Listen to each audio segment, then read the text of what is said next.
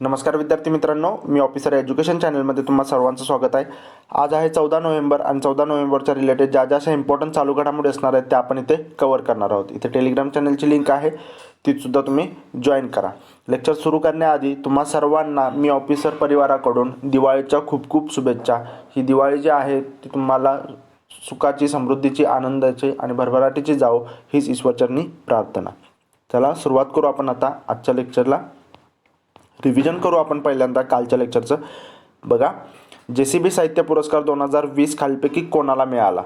तर JCB साहित्य पुरस्कार 2020 जो मिळाला आहे तो S हरीश यांना मिळालेला आहे. JCB साहित्य पुरस्कार बघा, सुरुवात याची झालेली आहे 2008 पासून याची सुरुवात झालेली आहे. आणि ही JCB जे महाकाय यंत्र आहे हे जे बनवतं त्या JCB कंपनीने JCB लिटरेचर फाउंडेशनची स्थापना केली आणि हा वार्षिक पुरस्कार सुरू केलेला आहे. बघा, भारतीय नागरिक असलेल्याच आणि लेखकाच्या मूळ इंग्रजी किंवा भारतीय भाषांमधून इंग्रजीत अनुवादित केलेल्या साहित्य कृतींसाठी जो आहे तो हा पुरस्कार दिला जातो. याचं स्वरूप कसं आहे? मूळ लेखकाला 25 असतं आणि अनुवाद करणाऱ्याला 5 लाख असतं. हा मोस्ट एक्सपेन्सिव्ह पुरस्कार आहे, हे सुद्धा तुम्हाला लक्षात ठेवायचं आहे. बघा, हा जो पुरस्कार आहे 2018ला चालू झालेला आहे. बरोबर, 2018ला चालू झालेला आहे. 18, 19 आणि 20 म्हणजे 3च पुरस्कार आहेत. त्यामुळे तुम्हाला तिन्ही सुद्धा नावं माहीत असणं खूप गरजेचं आहे. पहिल्यांदा मिळाला बेंजामिन यांना, ओके. त्यानंतर 2019ला मिळाला माधुरी विजय यांना आणि 2020चा मिळाला S हरीश यांना, ओके. तर हे तुम्ही सर्व इम्पॉर्टंट पॉईंट जे आहेत त्याच्याविषयी लक्षात ठेवा.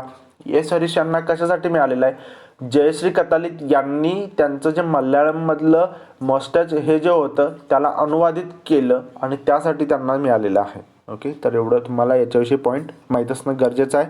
बघा पुढे, मच्छीमारी समुदायाचे जीवनमान उंचावण्यासाठी कोणत्या राज्याने परिवर्तनम हा अग्रगामी पर्यावरण टिकाऊ कार्यक्रम सुरू केला?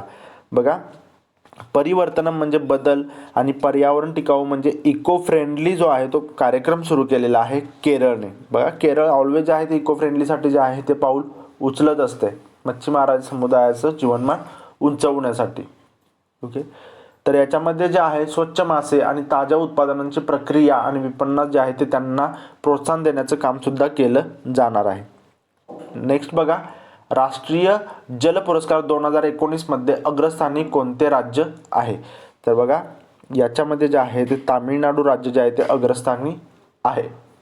तर बघा, हे जे आहे याच्यामध्ये तुम्हाला लक्षात ठेवायचं आहे की नद्यांच्या पुनरुत्थानामध्ये तामिळनाडूमधल्या वेल्लोर आणि करूर ही जी 2 आहेत त्यांना पहिल्या आणि दुसरं स्थान मिळालेलं आहे. आणि त्याचबरोबर जलसंरक्षण आणि संवर्धन श्रेणीमध्ये तामिळनाडू पहिल्या क्रमांकावर आहे, तर दुसऱ्या क्रमांकावर आपलं महाराष्ट्र आहे आणि तिसऱ्या क्रमांकावर जे आहे ते राजस्थान आहे. हे सुद्धा तुम्हाला त्याच्यासोबत लक्षात ठेवायचं. आणि हा जो जल पुरस्कार आहे हा दुसरा पुरस्कार आहे, बरं. 2018 नंतर हा 2019ला. 2019चा जो आहे तो आत्ता 2020 मध्ये डिक्लेअर झालेला आहे. जलशक्ती मंत्री विचारलं तर श्री गजेंद्रसिंग शेखावत, राज्यमंत्री विचारलं तर श्री रतनलाल कटारिया. आणि ह्याचं जे जल पुरस्कार 2019चं उद्घाटन होतं ते व्यंकय्या नायडू यांनी केलेलं आहे.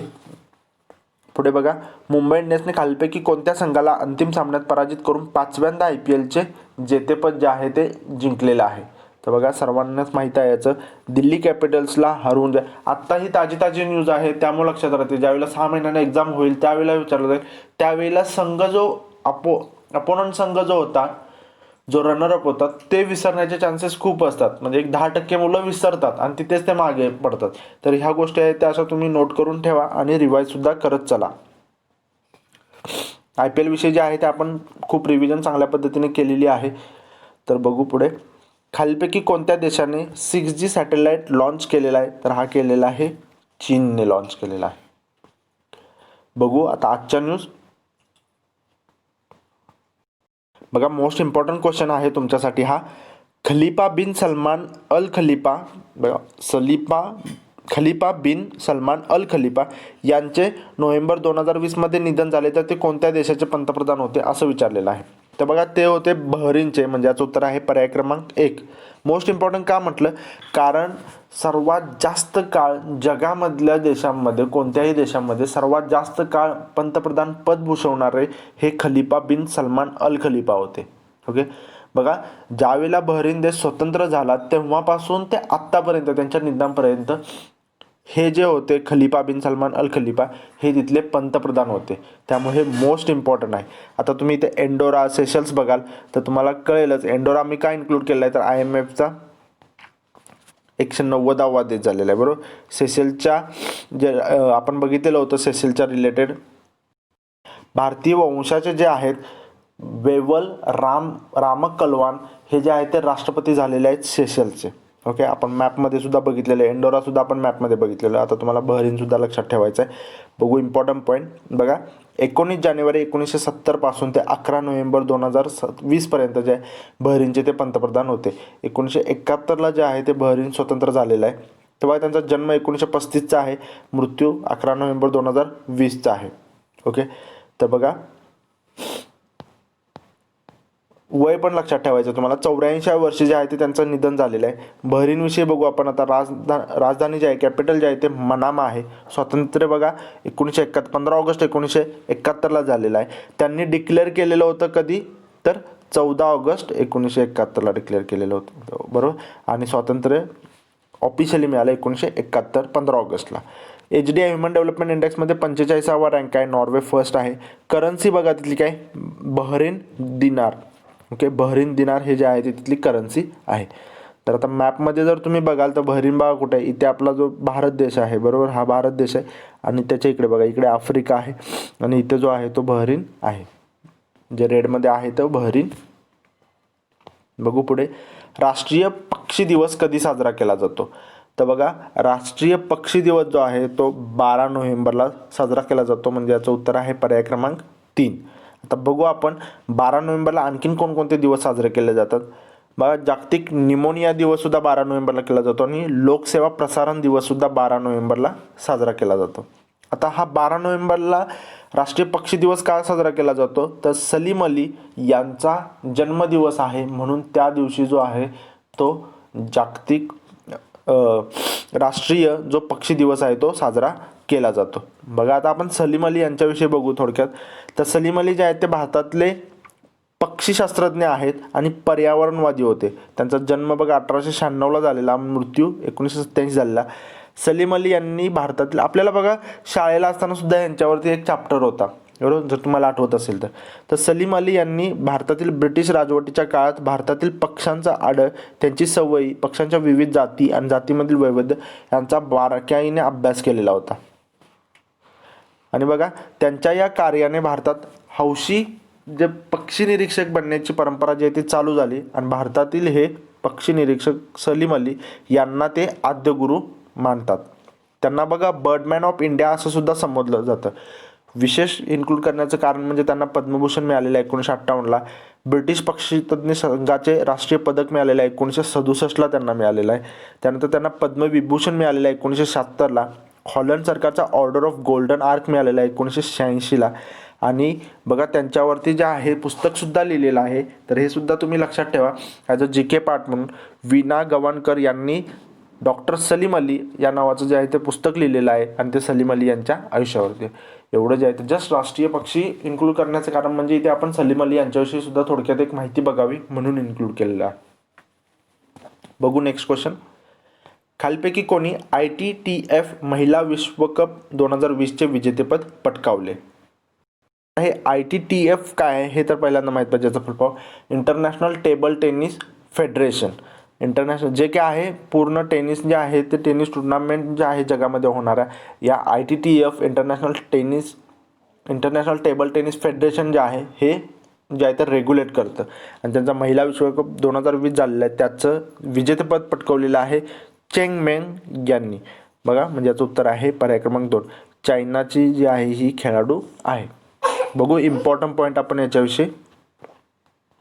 बघा जागतिक क्रमवारीत अव्वल स्थानावर असलेल्या चेंग मेंगने चीनच्याच खेळाडूला सुंग इंगाला हरवलेला आहे आणि वेहा येथे ITTF महिला विश्वचषक स्पर्धेचे विजेतेपद पटकवलेले आहे. ITTFचं आपण बघू फुल फॉर्म मी आत्ताच तुम्हाला सांगितला. स्थापना जी आहे ती 1926ला झालेली आहे. मुख्यालय लुसाने स्वित्झर्लंड इथे आहे आणि अध्यक्ष थॉमस वेकर्ट हे आहेत. ओके, बघू आता नेक्स्ट. खालीलपैकी कोणता लघुपट ऑस्कर नामांकनसाठी पात्र ठरलेला आहे? बघा, मोस्ट इम्पॉर्टंट आहे. ऑस्कर विषयी विचारलं जातं, बऱ्याच वेळेला एक्झाममध्ये विचारलेलं आहे, त्यामुळे तुम्ही याला स्टार मार्कच करून ठेवा. तर बघा, हा जो आहे नटखट हा लघुपट आहे. या लघुपट जो आहे तो त्याच्यासाठी एलिजिबल ठरलेला आहे ऑस्कर नामांकनसाठी.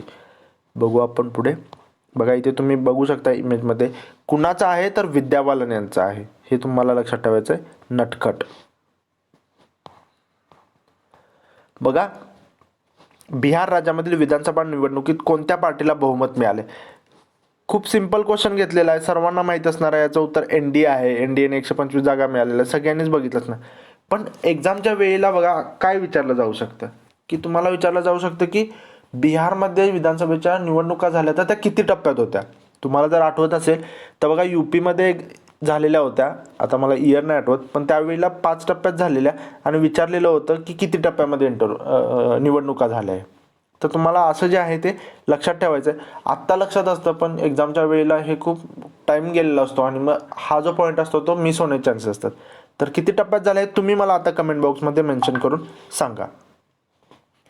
तर एनडीए याचं उत्तर आहे पर्याय क्रमांक 1. बघू आपण important point. NDA national democratic alliance.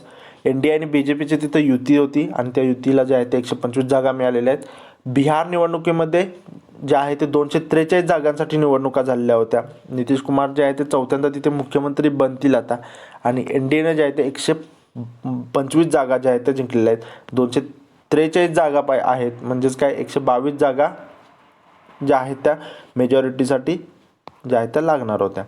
बरोबर. बघा, आपण आता बिहार आलेलं आहे. तर बिहारविषयी आपण काय बघितलेलं होतं? काबरतल आर्द्रभूमी बेगुसराय गंगा नदीच्या किनाऱ्यावरती आहे आणि त्याला जे आहे ते रामसर स्थळांच्या यादीमध्ये जे आहे ते स्थान मिळालेलं आहे. बरोबर. त्याचबरोबर आणि पहिल्या किती होते? 37 होते भारतामध्ये. आता काबरतल आर्द्रभूमी आणि आसन संरक्षण रिझर्व जे उत्तराखंडमध्ये आहे हे 2 ॲड झाले आणि टोटल आता 39 जे आहेत ते भारतामधले रामसर स्थळ आहेत. ओके, हे लक्षात ठेवा तुम्ही.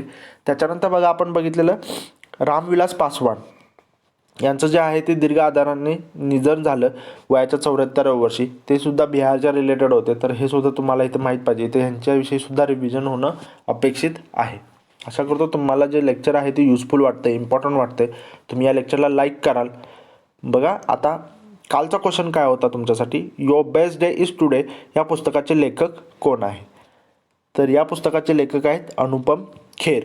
याचबरोबर आपण जे आहे ते पूर्ण पुस्तकांची रिव्हिजनसुद्धा करून घेतलेली इथे होती. आशा करतो तुमची ती चांगल्या पद्धतीने झाली पण असेल. आता बघू आजचा क्वेश्चन तुमच्यासाठी मोस्ट इम्पॉर्टंट क्वेश्चन आहे. बरोबर. तर JCB साहित्य पुरस्कार 2020 जो आहे तो खालीलपैकी कोणाला मिळाला? तुम्हाला याचा आन्सर जे आहे ते कमेंट बॉक्समध्ये मेन्शन करायचं आहे. भेटू पुढच्या लेक्चरमध्ये. तोपर्यंत धन्यवाद.